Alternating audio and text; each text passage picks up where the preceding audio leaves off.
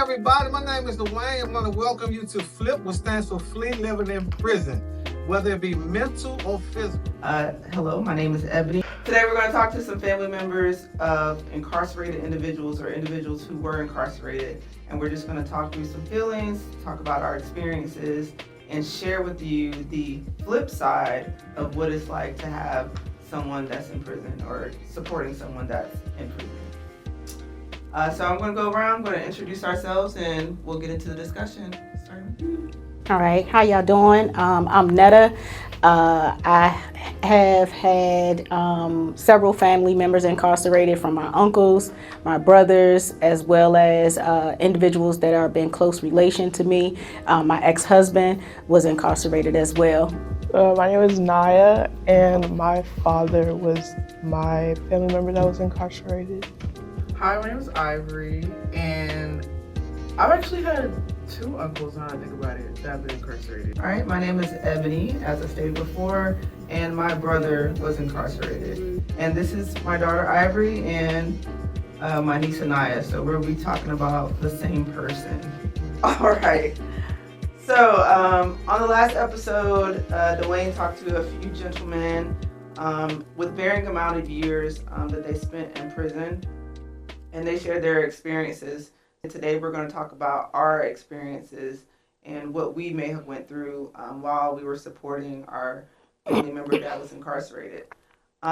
So I'll start with you, Netta. Can you share your experience, like I know you mentioned there were several people that were incarcerated, but would you like to discuss like what they were charged with and what your experience was with that? Okay, so as an adolescent, I had several uncles who were incarcerated for various things, whether it was drugs, robbery, assault, those things. And growing up, I had brothers, cousins who were also in similar situations with drugs and assault and robbery. And so I think with my uncles, there was an indirect connection there. It didn't have any direct reflection upon us, or so we thought, right? And then we just saw patterns and behaviors continue to trickle within the family member, the family dynamic, that led into my brothers, and ultimately the individuals that I was around. For my brother, I believe the separation was the issue. Okay. Growing up with them, and then now you have one that's not there. And so the separation for me was mental, because that was my rock. I understand. Right. So that individual that I could share deep things with was no longer there. I also saw that it took a toll on my mother for taking guilt as if somehow her parenting was the result of him doing whatever it was that he was doing. So we were all in situations where we were trying to supplement his absence, but also make him feel inclusive, when that wasn't really the case, because he was physically absent. But to make sure my mother went to see him and visit him, to let him know that love was still available, but he didn't recognize the extent of what we were doing to allow her those affordabilities. Right. So now we're dabbling in places where we shouldn't be dabbling in order for her to supplement whatever it is to go see him. For my ex-husband, it was a burden and a weight that was upon the household because of his absence. Right. And so trying to, again, create that space where the children aren't affected by that absence, and you having to do dual roles, right? So now, they understood he was away, but they didn't understand all that it took to maintain him being away. You ultimately stop time, so to speak, because even though they're serving time, it stops and ends the day they go in. Absolutely. And it stops and ends the day they come out. And so that blurb in the middle is not of as importance, but it has the greatest impact. Wow. So you said a lot right there, and I definitely recognize both that you spoke on, as far as your ex-husband and your brother. So not an ex-husband, but same situation. My father, growing up, my father was in and out of prison. So experiencing that as a child, it was very, very cyclic, right? So there was moments where, we were all together as a family, things were great, but then something would happen, whether he would relapse on drugs or alcohol, and he would find himself back in prison. And I saw the toll that took on my mother, where she was now, working 2 jobs, or we would have to go stay with my grandmother, just to make sure that we were well taken care of, and that she could, still maintain a household and make sure that we were okay. I don't think at that time growing up that I realized the effects that it had on me.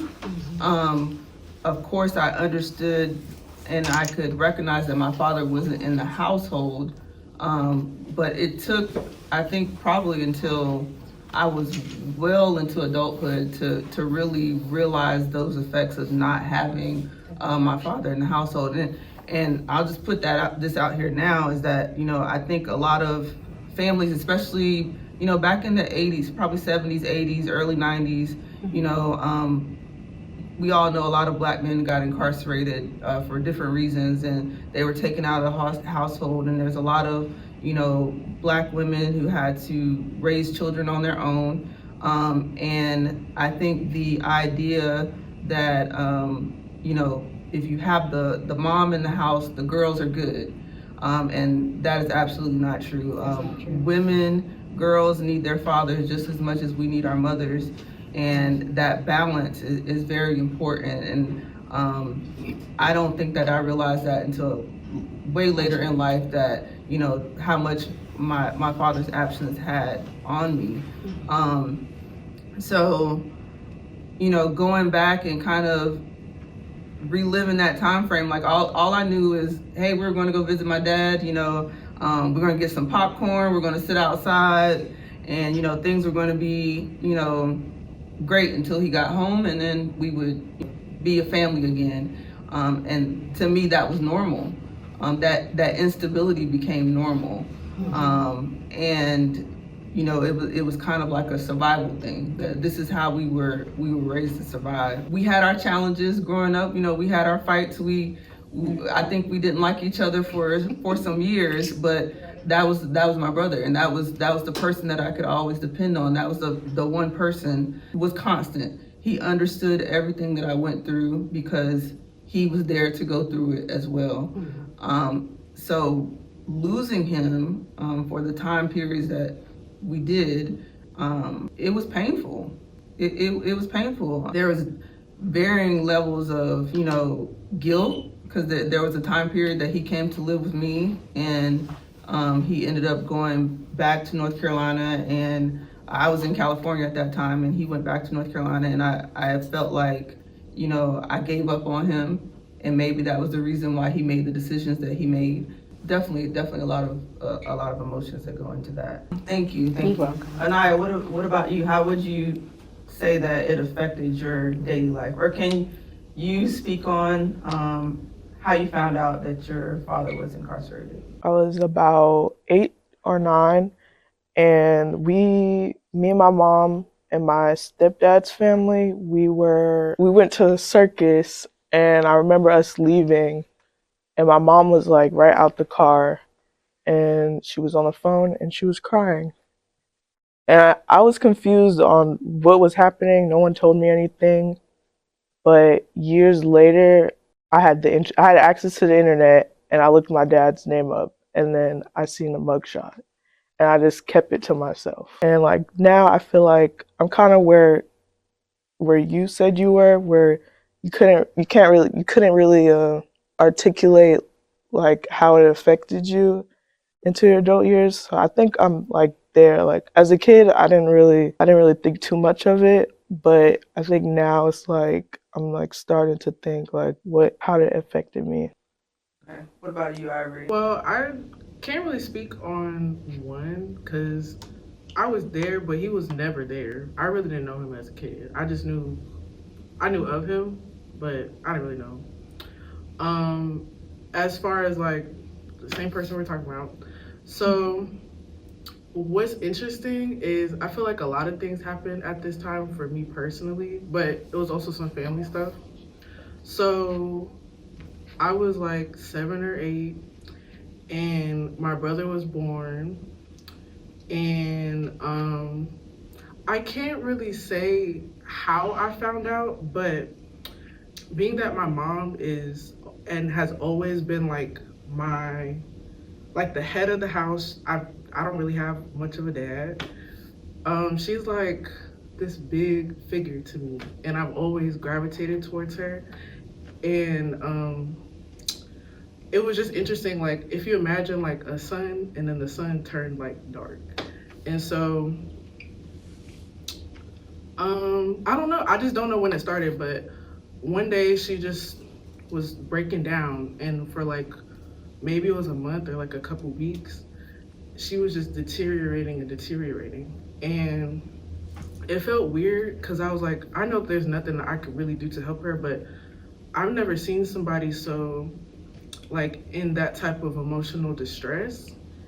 And I knew that there was nothing that I could do for her because like we were cool at home. Like I never really like had to, I don't know how to explain it. Like I would talk to her sometimes, but it was this time where she made it evident like I cannot communicate. I can't tell you how I feel. It was probably some sort of like she probably didn't want me to really know or like explain it, like trying to protect me in a way, but she would close her door.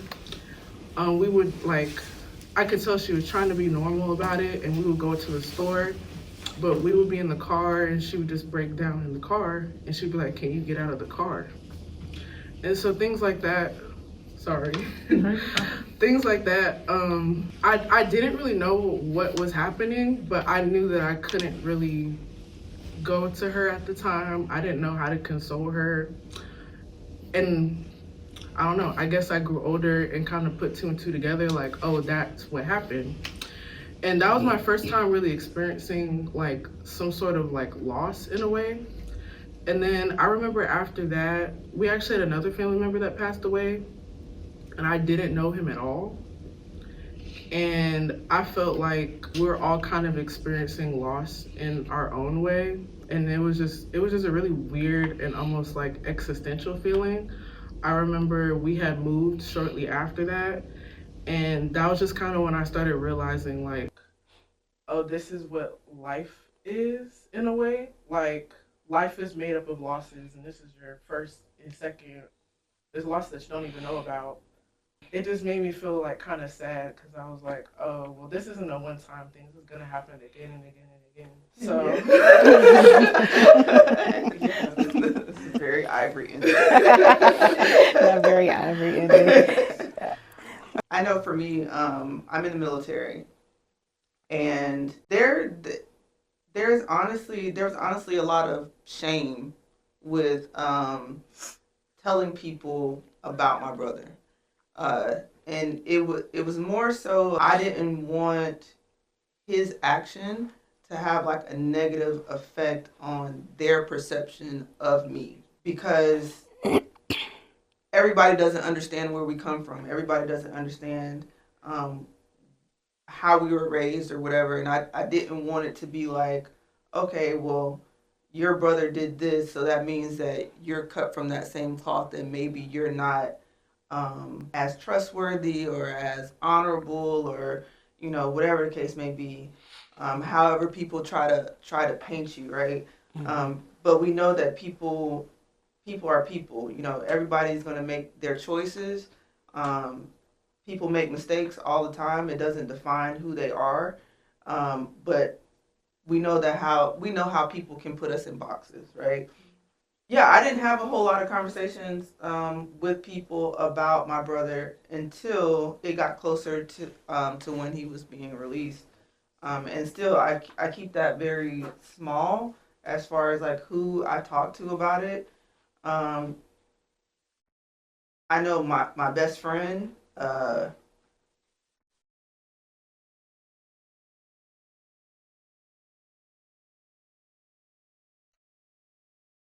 I'm sorry.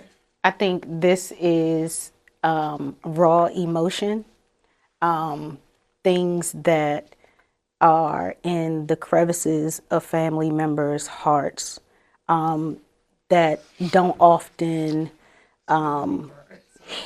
have a voice to truly purge and have an understanding that just because you were physically incarcerated doesn't mean that we weren't incarcerated at the same time. And so when people go to jail, it's automatically assumed that you don't love me if you don't put money on my books, or if you don't come and see me, or don't accept my phone calls. But as Ivory stated, there's a separation and loss, a grief and a mourning period that takes place no matter if the incarceration is for 3 hours or 30 years, until you can resolve the emotions that come along with that separation, that abandonment, that rejection. Sometimes it's difficult to talk about. And, as she stated, girls have as much and require as much of that male participation in the household as any other child. It's not boy or girl, it's the child in itself. And we see these ripple effects in how our households, the girls have spoken about surviving. That's a harsh thing for a woman to be robotic to the place where her emotions are not valid. And kids pick up on when we're going through turmoil, when we're having these emotional bouts that we can't even speak to. Those days when you're working two jobs or you're trying to make ends meet, that heaviness and weight affects everybody from that one decision. And so when men aren't able to make a choice that's best for everyone, the consequences from that choice affects everyone. And it's not, I believe most times it's the ignorance and immaturity of we don't have elders and people to speak to us, nor do we have a heart and a listening ear to accept what's being said to us to make better choices. You know, even speaking like on my dad's incarceration, right, and him being outside the house and watching my mom be hyper independent because she had to make sure that we were good. It it boiled down to, and I thank God for my mom. I mean, she's heaven sent, right? Um, but I think that she believed because she was there that I was fine, because she was teaching me all the tools that I needed to be a good woman, right? Um, but what she also taught me is that hyper independence.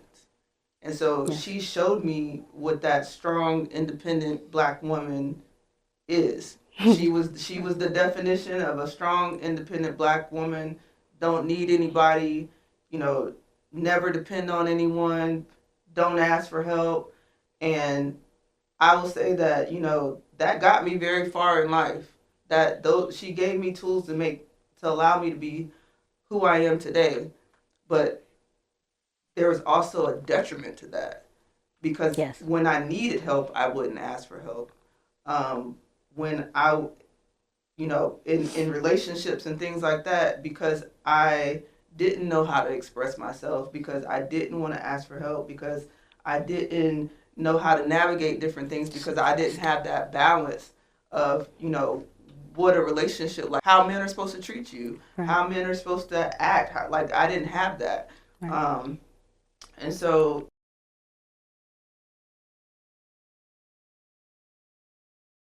It also shaped how we interact with men, how we interact, like, what your daughter said, like, you're here.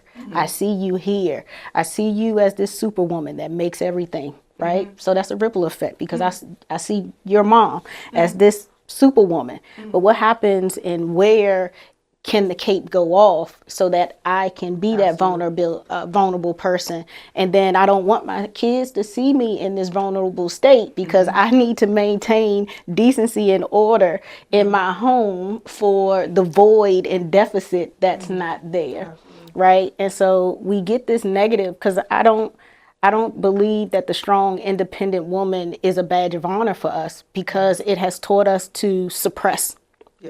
And so we have this negative stigma that we're supposed to take and tolerate everything for everyone in the household. So we have to take it for the men and make excuses.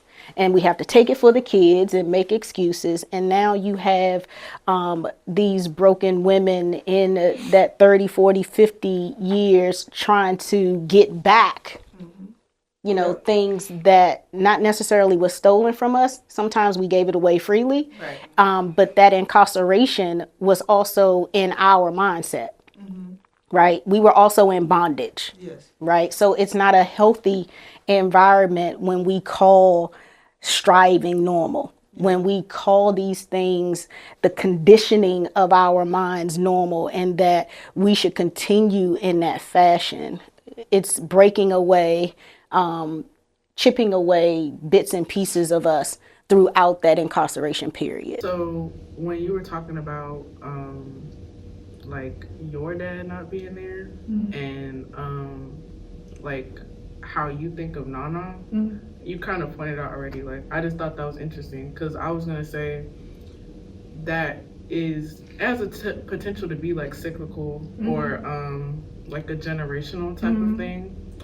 And that's definitely been something that I've thought about, like coming into adulthood. And I thought that was interesting. How it's like, I will say I'm very glad that you guys' choice and your partners has been way better than my choice of partners. But and you guys, like, you have picked people who have shown you, what love really looks like. And it could be the opposite, where you just accept, right? Because I would say that one thing that I realized about myself as I got older is because my dad wasn't there, and because I felt like my dad chose drugs, alcohol, whatever, above his family. Understanding now that it was a disease, he's fighting whatever he's fighting, and maybe he didn't know any better, right? But as a parent, I know that my kids are always my priority, and I will always choose my children over anything. And I guess it was trying to figure out, like, well, how could somebody else make a different choice? Like, how could you choose something else, or a substance, or whatever, over your family or over your children? And I couldn't understand that. I mean, I feel like your dad was gone for a different reason than mine. Yes. But it was just the principle of, that void of not having a man to guide you to do certain things. And so, that was the point I was trying to make. I forgot. But, and then it was like cyclical. But to go into like the absence thing, I didn't realize this at the time. I more so realized it like now. I now understand the effects of not having a father. But I would like to expand that, because I mean, we're talking about my uncle, but it's the presence of men, period. I can't really say that I've had that. I don't have any man in my life that I can look to and ask questions about other than my grandfather. But I didn't really have anybody else to help me like vet or just really talk to about like, oh, this is the next step and what should I look for in this person? How should I go about entering this person into my life? I felt kind of alone, and I prayed through it, but I was crying all the time because I didn't want to see that hurt that, how you said our pick of men is better. Like, I've seen people hurt my mom and I didn't like that. I would love to be able to call on so many more men in my life, and I just don't have that. Because I do want to build a relationship or a more well-rounded relationship with my uncle. But we have our funny little dynamic or whatever. Yes, y'all do. And it's cool, but I love to be able to call him and be like, yo, anything. Like, if it is a relationship question, if it is a, just talk. Yeah, he might be calling you for a relationship advice. Maybe, but that's the type of things that I really value at this point of my life. But I know that I have that wall up because I've never had that. Yeah, I always felt like that was probably one of the reasons I was angry as well, or I was sad or upset, is because I expected my brother to be there for my children. At the time that he got incarcerated, I had a son. I just had a son. And so I wanted him to know his uncle. I wanted him to have a relationship with his uncle. I wanted you to have a relationship with your uncle. I didn't have an uncle growing up, but I always, I had an uncle, but he lived far away. I didn't get to see him very much. And I will say, like, anytime he was around, I was happy because that was Uncle Fred. Uncle Fred was just this nice, jolly man. Like, he's a family man. Like, and he was like that persona, like almost like a Bill Cosby type figure, right?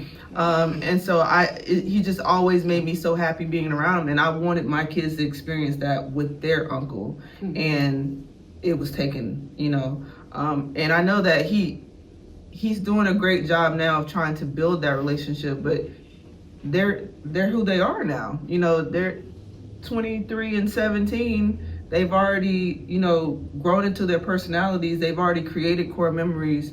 Not saying that they can't make those up, or, well, you can't make them up, right? It's not saying that you can't make new memories, but a lot of those moments have already passed. And that's the part that, it hurts a little bit.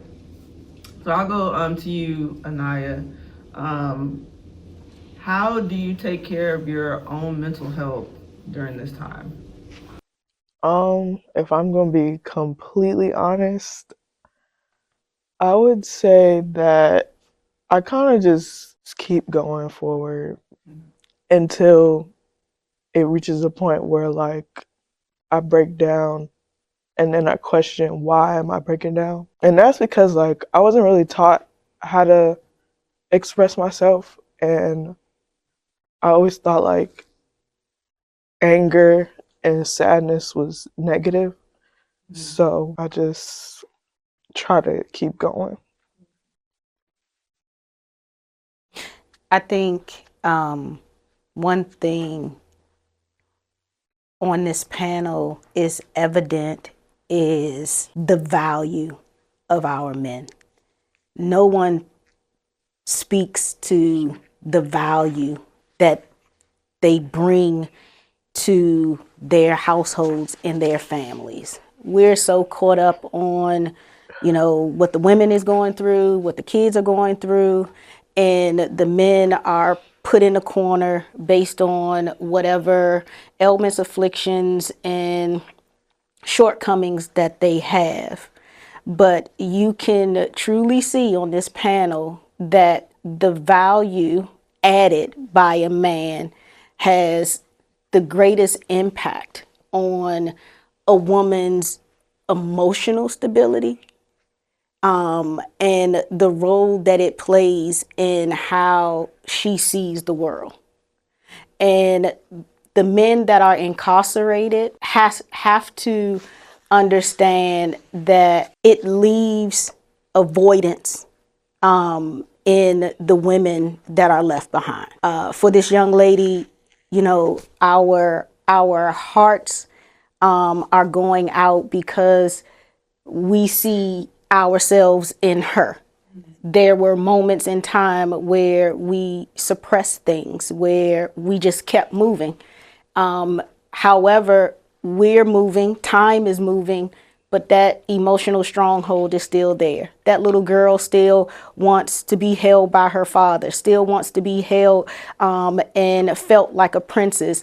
Oftentimes we have grown up in situations where other children have fathers and brothers and uncles around, and we don't have that. We don't have that strong person to defend us, to protect us. And we have to understand that the men taken out of our lives in this system is by design, and we're unprotected. We're unprotected emotionally, we're unprotected physically, we're unprotected spiritually, because this is a catalyst. We have 3 generations sitting here with absent men and have experienced the same thing in different ways. In different ways. And at some point, we have to make a conscious decision to say, I'm going to stop moving. I'm going to deal with this emotion. And the men have to be able to hear it without feeling like we're beating up on them, that we're ganging up on them. That sometimes it may not come across as soft and loving as it should, but that righteous anger has to get out in order for us to heal in a way that we're productive for the next generation. Because we can't continue to be these hyper independent women. We can't continue to have our children and girls isolated and conformed. And we can't continue to feed the penal system all of the gifts and talents and love that our men represent. Okay, so Anaya, I'm gonna come back to you again.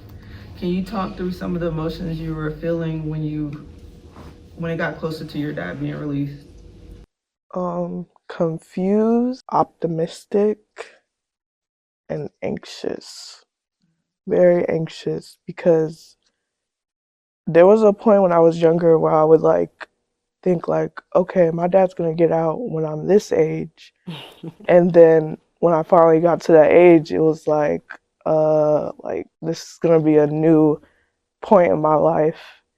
And I didn't know what to expect, and I was scared. Yeah, I remember us having a conversation at dinner, and it was I was scared too. Like, I was even scared to have the conversation with you because I didn't know what you were gonna say. I didn't know how to approach it. But I remember asking you how are you doing? And it was one of those things where I didn't even want to say why I was asking her how is she doing, but I think we both knew what I was talking about, and I just asked her how are you doing, and she was just like, I don't know. There was a lot of it was a whole lot of mixed emotions. Like, I was excited, 15 years is a long time to not have somebody that that you're so close with, and I was excited because it was a new beginning for him. It was a chance for him to start his life over and to do something different, to make a change. But I was scared. I was terrified. Of the disappointment again. The unmet expectations. Absolutely, because we've been here before, right? This was his second incarceration. And so I understood that this time was different because he was coming to a different environment. I think he's in a more secure environment. He's here with family. He has all the tools that he needs to be successful. But there's still that scary aspect of one bad decision, You know, one bad decision and we'll have to start this all over again.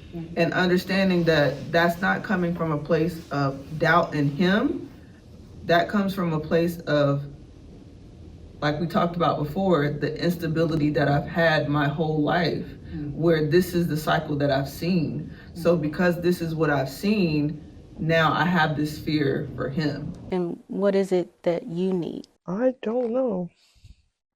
You don't know what you need from him? And that's okay. And that's okay. I think the incarceration requires a reintroduction, right?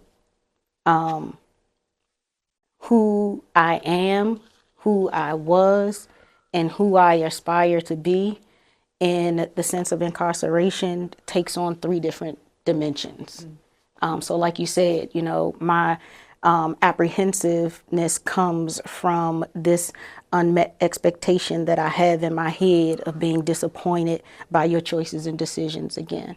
But I think in that reintroduction, there has to be a place of transparency and vulnerability for both individuals, right? Because your dad, your uncle, and your brother takes on 3 different positions in your life. And he has to have that safe place as well. So like you said, we set up these tools for you. You know, how many times have, you know, we as women then did resumes, we done went and got jobs, we online, we got you a place to stay, we got all of these things. However, we're assuming that these things should make it right. You got your kid, you got your family, right. Everything should be right.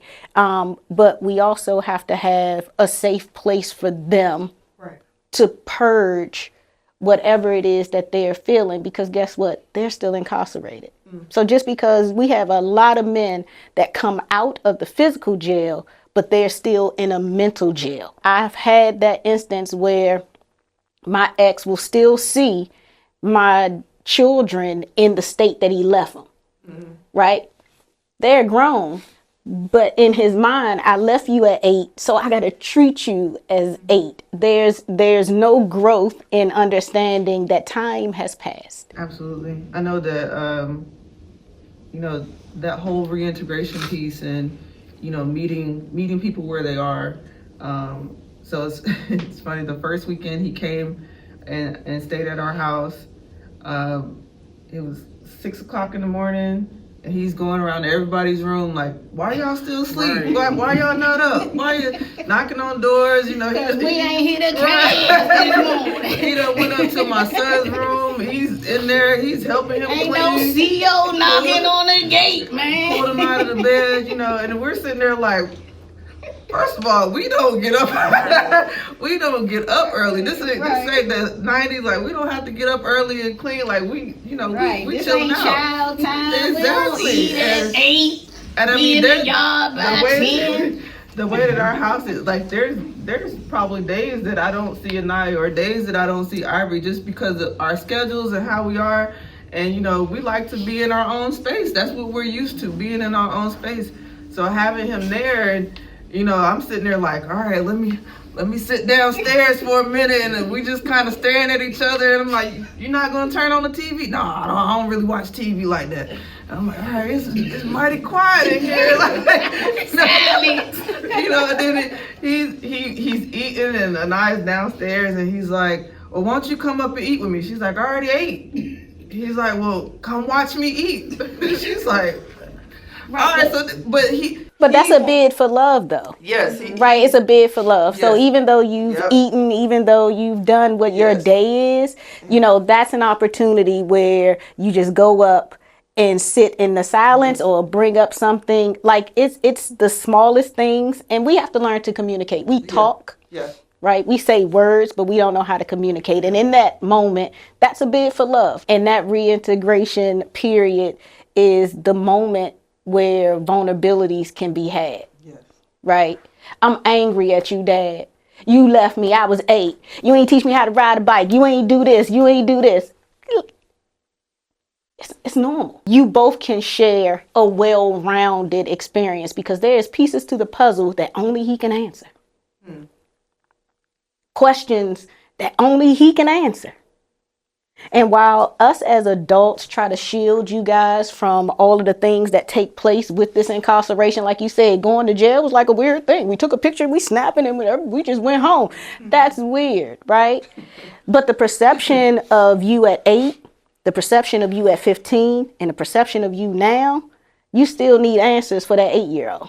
So that 8-year-old can grow up, right? Raise a child that we should go, that era thought, that childlike mentality has to grow up so that you can make informed decisions about your relationships, so that you don't isolate yourself because now he is available. That uncle is available. He ready to smack somebody, right? He ready to do it. Let him do it. No.